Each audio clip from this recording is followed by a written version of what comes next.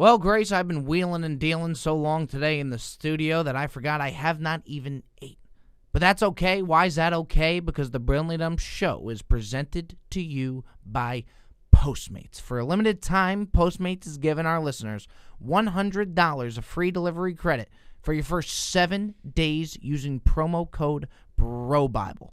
$100 of free delivery credit with Postmates. Download that app now. Anything you need, anytime you need it, Postmate it.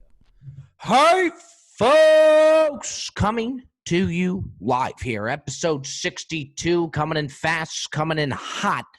Big Game Bob on the audio and bringing this baby on over to YouTube. Why not? Why not get the fine folks of YouTube on this as well?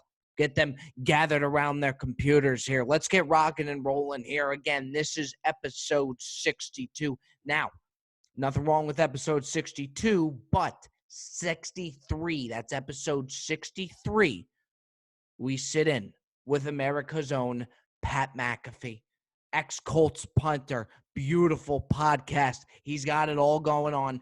This is a top 5 guest of mine, folks. I've been chomping at the bit to get Pat McAfee on now. I know we're going to YouTube now, so probably going to need a little bit better of a backdrop here. We got the 1924 mirrors when they first started making mirrors behind me here.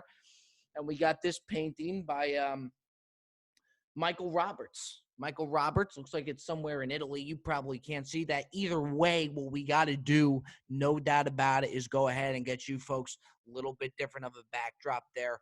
Working on that. Let's go ahead and jump right into this action-packed show. Folks, for those of you who did not see the Instagram, we had a very special moment yesterday. A kid by the name of Eric Gill, who had just turned 21, his family had contacted me. He had been battling cancer for the past year and was told by doctors that he had a 4% chance to live another year. His family contacted me and asked me if I could be the one. He's a big friend of the pod. If I could be the one to share the news to him that he was under remission and that the cancer was going away. It was a surreal experience. We're going to bring him on the show. It's a fascinating story. Go check out the video on Instagram. It was life-changing for me. Why somebody would want me to be the guy to deliver that news, I'll never understand, but I was just so honored to do it. The most nervous I've ever been to. It was just spectacular. We have him coming on the show. In the meantime, let's jump into our sports bit.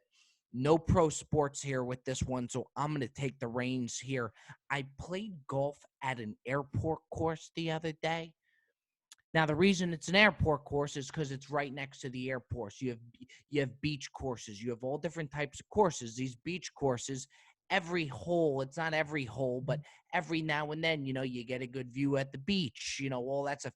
This airport course was right next to the airport, okay? So you got a guy here that's scratching and clawing to break 90.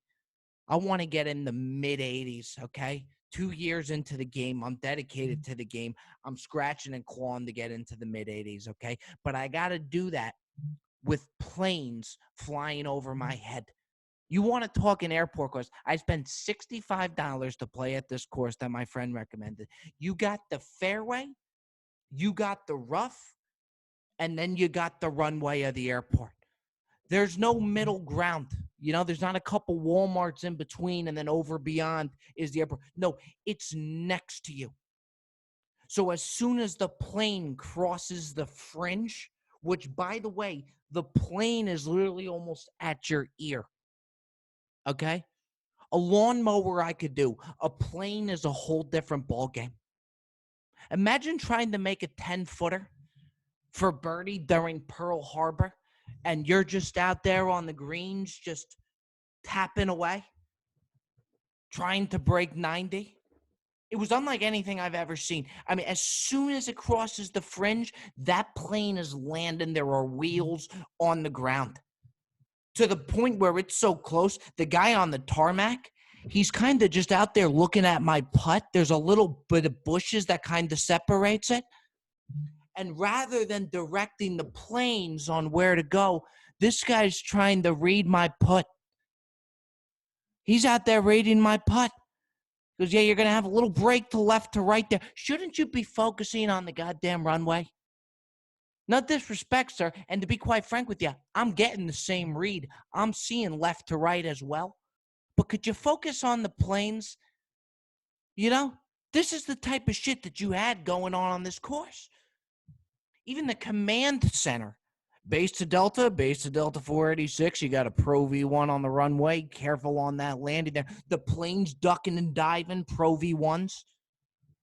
They hear 4 when they're getting ready to land, and they just swerve that thing. I've never seen anything like it. And not to be a cheap bastard, maybe it's the Jewish side of me, but should I have to pay $65 to have airplanes interrupting my golf round? Am I so crazy for that, Grace Ibrahim, who's on the audios on the 1s and 2s somewhere back there behind the glass? Now, I get into the sand trap on 2. This is early into the match. And my buddy goes, hey, you're out of bounds. You're OB. I said, how is that OB? I'm in the sand trap. Sand trap is right next to the hole. It's not an ideal spot to be, but I don't think that I'm out of bounds. He says you can go ahead and shoot it, but at your own risk. You got Spirit Airlines, flight 675, takes off at 2:17. You don't want to get in the way of Spirit Airlines there. If it's Delta, if it's JetBlue, American Airlines, that's okay. Probably not going to hit you. Spirit Airlines, we got no idea where this plane is going. So as of 2:17, if you were in the bunker at 2:15, 2:16, you're okay. 2:17, you got a Spirit Airlines plane coming right over your head. They got no idea where theirs going. Just in the middle of your fucking putt. And it's not like this just takes place on 2. This is just about every single hole. You're so close to this airport. You could hear the captain making the announcements inside the plane. Good evening, folks. This is your captain speaking here. I got a beautiful sunny day here in Los Angeles, California. Getting ready for takeoff here. In the meantime, please enjoy this clown on the tee box over here on the par 3 with a 3-wood for 155 yards of distance. Folks, this should be really good. 4. The captain's just watching you tee off. What an absolute zoo. I shot a 97. And to be quite frank with you, Grace, I think I would have broke 90 if I didn't have planes flying over my head. We went with a caddy as well. Now, this guy, he was the caddy for Sammy Ryder on the PGA Tour, Big Wave Dave. He was in the Riviera video we did, part 3. It's amazing the difference these caddies make. I mean, he took a couple strokes off my game for sure. I mean, these guys, it's just absolutely insane. We get up on a par 5 on the back 9. He goes, yeah, you're going to want to go right over that bunker. Try and catch it in the speed tunnel here we got going with the wind. I said, the speed tunnel? What the fuck is a speed tunnel? I said, Dave, I'm shooting in the 90s, okay? The last thing I'm worried about right now is getting my ball into a speed tunnel. I'm trying not to go out of bounds here, okay? That's the only thing I'm worried about is seeking a couple fairways. The wind tunnel. These guys, these caddies, it's exceptional. It really is. Anywho, moving on. All right, folks. So as promised, I thought it would be neat. And again, I've spoken about it a little bit on the show for the new subscribers out there, the way we usually do things here, 62, 63 episodes in on the Burnley Dump Show. Sports bit, 2 comedy bits, and then close that thing down with the Ask Bob segment. We're going to change things up a little bit because I want to show you guys my Zoom chat with Eric Gill, who was told that he would have a 4% chance from doctors that he would see the next year as he was diagnosed with cancer. An incredible kid. His father asked me if I could give the news to him that his cancer was in remission, which was one of the coolest experiences of my life to be able to give that good of news to somebody. It was just absolutely surreal, and I said it on my Instagram. I'll never be able to understand why someone would want me to be the one to deliver that news, but I was just so honored, and it was an experience like no other, to say the least. And so what we're going to do is we're going to play the video from last night of me and my Zoom chat with him. And then I thought it would be cool. We're going to bring him in on the show. And, I wanted to ask a couple follow-up questions for him. As you can imagine, he's a huge, huge inspiration, I mean, to me and a lot of people now out there. And I think it'd be really cool to have him on. So here we go. This is from my last night's call, giving Eric Gill and letting him know the information that he is a cancer survivor and that his cancer is in remission. Here we go, folks. Enjoy. So dinner time, Rob. What are you thinking? Al, I actually think I'm going to go with my 4th dish of chicken parm this week. You're a chicken parmaholic, bro. Can't stop. Yeah. And I can get it anytime I want, anytime I need it. You can. You know how? No, tell me. Using the Postmates app. I love it. From an early morning breakfast burrito to a bottle of wine after work, maybe that bottle of wine turns into 3 bottles of wine, Alex. You could Postmate some Advil, too. They do it all over at Postmates. For a limited time only, Postmates is giving our listeners $100 of free delivery credit for your first 7 days. To start your free deliveries, download the app and use code BROBIBLE. That's code BROBIBLE for $100 of free delivery credit with no minimum purchase for your first 7 days when you download the Postmates app. Alex, that's a lot of fucking bottles of wine right And there. chicken parm. And chicken parms. A little bit of both. Anything you need, anytime you need it, Postmate it. I dig it.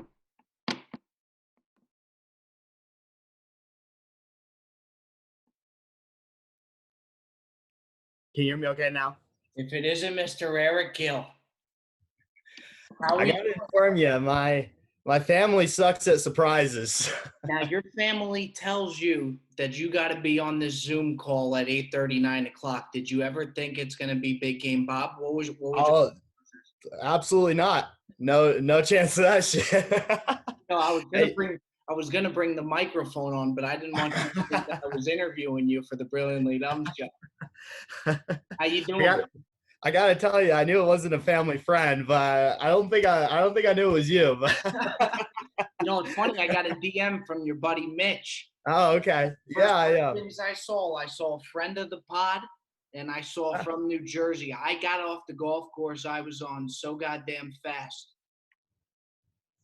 Real quick. What'd you shoot? To go get you. You shooting? High 80s. Okay. It's a process. Are you getting out there? Are you able to golf at all? Yeah, I broke 100, so it's pretty good considering my condition right now. So I golfed last week, and I'm going out tomorrow, and I'm aiming for 90. So we'll see. But you're getting after it tomorrow. Yeah, absolutely. That's my guy. Yeah. Tell me, buddy, how are treatments?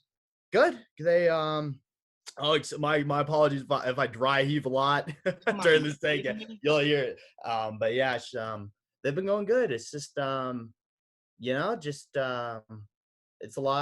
not as intensive as typical chemo. They use stem cell treatment in my arms and in my upper chest. So it's basically just like an IV once a week, and I'm lower energy, every day, but it's not at the point where, I've seen some people suffer through chemo, on a daily basis. So it's not that bad. I don't look like Lex Luthor right now. My head's pretty patchy, but other than that. Okay, I think we just got to get that guy's beanie out of there. Yeah. Yeah, you know what? My mom had cancer, and so I was there to watch the process, and I can only imagine just how tough it's been. The good news for you, so I got a little bit of good news for you, nothing crazy. You want two things? Oh, do you? Okay. First thing, we'll keep it like. First thing, the good thing is you really haven't missed much because there's been not shit going on. In case you haven't heard. I've been aware of that, so it's been good. Apparently, no one else can visit other people too, so it's just been some work Nothing. out being in isolation. You haven't missed the goddamn thing. Now, you don't think that I'm gonna come here and just half-ass and just give you some average news, right? Oh no, well I'm assuming if they're bringing in the big guns, it's something solid. We're bringing in the big guns for this. Okay? I'm not gonna come here. I'm not gonna half-ass anything I say. Okay. Something has to be. It's got to be a big announcement. Sure, absolutely. All right. I got off Okay. the phone with your pops. I was on the phone with your pops for a little while. Uh-huh. The shit that you've been battling month in, month out. Uh-huh. Eric, your cancer's in remission. You're beating that fucking thing, man. You're beating that thing. It's going away, bud. Oh, man. Yeah, I told your pops I wasn't going to lose it. It's in remission, buddy. I can't imagine just the shit that you've entailed and had to do, dude. And I mean, when your parents said, deliver the message, I just was so happy to do it. And dude, I'm so happy for you, man. I just can't imagine what's going through your mind right now. I was so happy to do this. I wasn't kidding you when I told you I was going to run off the golf course for that. You're beating this fucking thing, man. You're beating this thing. That's great. Is that not incredible? Let me tell you what we're going to do. When it's all said and done, you do your treatments. You got to, you do the necessary steps. It looks like we're on the way up here. Do what you got to do. And when that's all done, you come out to Los Angeles, and your parents aren't going to like this. We are going to party like there's no tomorrow. Okay. Hey, it's on me. It's on me. That's the least Oh, I can no. do. You gotta let me pay for it. We're going to be cranking claws. We're going to be doing the whole 9 yards, okay? All right. Hey, and I mean this, Eric. I'm honored that your parents asked me to share this. I'll be with you every step on the way here moving forward. Right. Your dad has my number that it will get to you as well. And dude, and anything at all, it takes a special individual to be able to beat this thing. And you're a tough cookie, man. You really are. Man, all I wanted for my birthday was a cameo from you. That's all I asked for. I'm giving you much more than the cameo. Oh, man. They're busting my balls here. What is it like? They're giving me this shit instead. What's going through your head? Is this just unbelievable for you? This is great. I was thinking, man, I was checking my email and they were busting my balls, and I was thinking I was gonna get a happy birthday message from me for a cameo, and I was like, oh, it's I've been refreshing my email every day, and it hasn't seen, and then I got this. So I told you we were not gonna have. Your buddy Mitch played it smart. The only thing I saw, a friend of the pod, New Jersey. I came running. That's all I got to say. Yeah, that's oh man, yeah, I've been listening to the pod since last year. That's not even a good thing. Yeah, absolutely. I told you. I said I told you that if I bring the microphone on, he's gonna think I'm gonna fire a couple questions at him. Dude, I'm so happy for you, and I'll let you talk. I know you're gonna want to talk to your family, and they're all old. They're asleep, and there's no worries there. I'll tell you something. They better not be asleep for this. Dude, it was so special for me to even be able to share that with you, man. I mean, like I said, you're a warrior, so you just keep kicking this thing's ass, as they said. It's in remission, and you tell me when you're ready for that trip to LA. Okay. When this is all done. I tell you what, I'm gonna give this a solid fight for the next 45, 60 days, and I'm gonna take my friend, and we're gonna make the 6-hour trek down there. We're gonna drive down there, and I'm absolutely gonna take you up on that. We'll get Joey cold cuts. We'll be ready to rock and roll. Okay, you got it. All right, and I'm gonna shoot you my number, and I mean it. Let's work through this together, okay? Okay, all right, sounds great. Hey, thanks for rushing off of the golf course and fitting this in. What do you think? You just beat cancer. Well, shit, dude. I could have my dad tell me this. So. This beats this 10 times out of 10. Well, I'm glad I can help you out, buddy. But Sure, yeah. for real, man, congratulations. I can't tell you how cool it was for me to be able to share this message. I mean, absolutely mind blowing for me. And like I said, man, just keep doing you. Okay, I'm a phone call away. Absolutely. Do you mind if I can I take a screenshot of this on my laptop real quick? Give it a brief I got screenshot. even better news for you. I beat you to it. I recorded the whole damn thing. How do you like that? Yeah, would you mind? Could you text or email it to me? Without a doubt. Let's get a selfie Zoom shot too. Okay, all right, sounds good. Yeah, hold on. I got a selfie Zoom shot coming for you right now.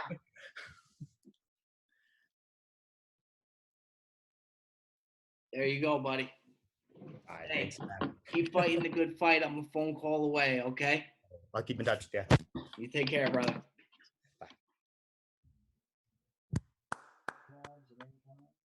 There he is. Hey, Robbie, how you doing? There's our boy. There's our boy. How we doing, buddy? Mr. Eric Gill. Welcome to the show. Golf was rough today, but other than that, I'm doing all right. You know what's pretty amazing? I give you the news yesterday. Next thing you know, you got a thing signed up. You're ready to go 18 holes with the boys. Absolutely. You swung it okay? Oh, triple digits today. Hey, so Eric, what I did was I kind of let the followers know, that we played the video from yesterday. Okay. Letting you know. So I just kind of wanted to do, a recap. I know a lot of people wanted to hear from you yourself. Obviously, it's beyond an inspiring story. If you could, first off, from your end, have you kind of, it all sunk in after last night? Yeah, absolutely. I mean, I knew for a while that things were going in the right direction, but it was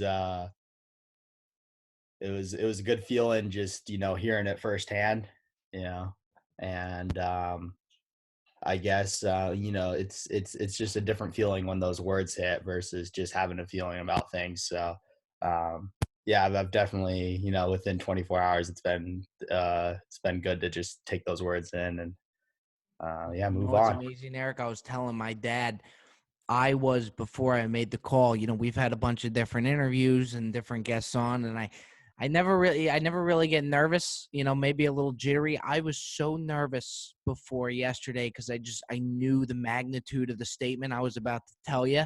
Yeah, sure. So I called my sister who's a doctor and I just wanted to make sure I got it right, kind of on all ends. I was more nervous than I'd ever been. Let me ask you something, Eric. Do you remember, looking back now, do you remember when they gave you the diagnosis, the doctors? Yeah. So I was a D1 athlete. Look at you. Yeah, and down in Irvine, and I unfortunately had to withdraw before it was for tennis. Then I had to withdraw before the season began. And yeah, I remember being the process was a lot easier for me, just in terms of being surrounded by friends and family. Um, it didn't really hit me entirely until I was more so in isolation with treatments. Right. But I'd say in the beginning, the process was fairly easy, just because it's just being surrounded by love and just familiar people. It just After you got the initial diagnosis, did you have to go out to your friends and tell them? Was it hard to keep telling the same thing to friends and family throughout? yeah, I have a bunch of different groups that I associate with, so it was very difficult to keep relaying that statement because obviously saying, one statement to one group isn't going to get relayed to the other groups.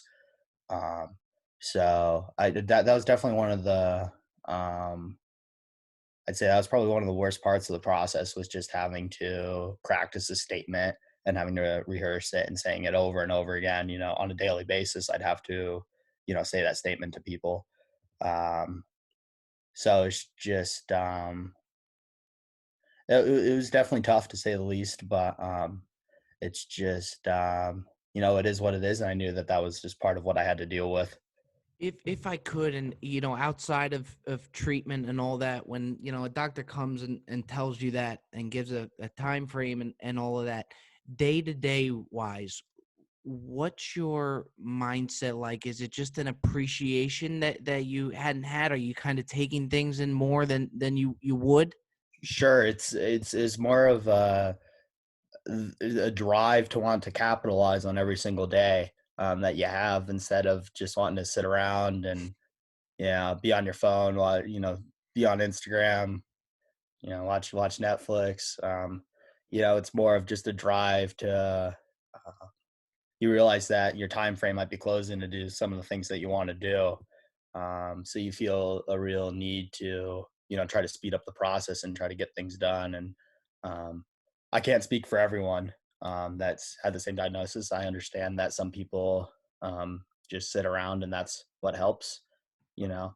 But for me, it was a real drive to want to continue to do things and just capitalize on every single hour that I was up.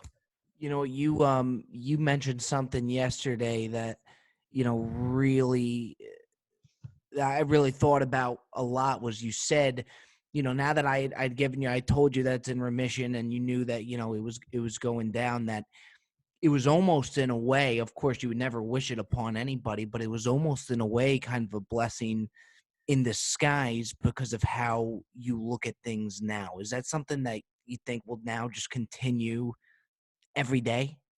Absolutely. I mean, feelings that I've had a year ago. Those don't dissipate. They don't go away. I mean, the same. Um, I feel like it's impossible once you see the true meaning of life. It's impossible to lose the depreciate that. And you always got to remember your roots and the things that happened to you. And I think it's very important for everyone that's been through traumatic events to embrace it and to just always take something from it. And I'm a firm believer that everything happens for a reason. And even in the most terrible of circumstances, good things can come of it, and it's always important to remember those good things. Does it get on another note, does it get to you if, after going through and battling through what you've battled through, does it get to you if you hear or see online or something, somebody complain about something so stupid? No, it doesn't at all. I mean, circumstances are different for everyone. So, something that might seem minor to someone, might be a really major thing to that person. And I think it's really important to avoid passing judgment on someone. You never know what they've been through. I mean, I'm sure there's a lot of people complaining right now through about quarantine and, Right. um, and I'm sure it's getting to some people more than others. And it's important not to pass judgment on those people. I mean, um, it's always key to just understand where people have come from. And I think, you can't judge a book by its cover, So, um, hearing people complain it doesn't get to me at all. It's just, if anything, I want to seek to understand, why that thing is getting to them. And if I can help, I'd love to help. But I think that just because I have cancer doesn't mean that doesn't give me the right to look down on people just because they're complaining about something. Eric, I tell you, man, I admire you. I said to your dad last night, I couldn't believe, when this happened, that you're as young as 20, 21 years old now. It's just, I mean, the way you think, you would wish a lot of more people out there would think the way that you do. What's next for you, bud? The cancer's in remission. What's next? Just getting out, getting after it, 18 holes. Yeah, just getting after it and, living life and, continuing to capitalize on each day. And, just because my time frame might be longer now, I don't think that my mindset shouldn't change at all, and just keep going after it, keep chasing music. And, yeah, sports are coming back soon. So that'll be Amen. good. Amen. Well, Eric, Uh, again, like I said, I really, we're going to play, on the show, our talk last night. And then, I thought it was cool to kind of get the guests to kind of recap. We put on the Instagram, and, you deserve everything coming your way as far as the support and all that. How long you been a friend of the pod for? Oh, more than a year. A long love time that. since it started. All right, Since baby. it This started. is episode 62. Close us down. Say this is Eric Gill, and you've been listening to the Brilliantly Dumb Show. This is Eric Gill, and you've been listening to the Brilliant Dumb Show. Eric, we admire you, man. Keep pushing. We're behind you. And like I said, I'm a phone call away. Yeah, I appreciate it, Rob. All right, brother. Nice You're talking the with you. best. Take care. You too.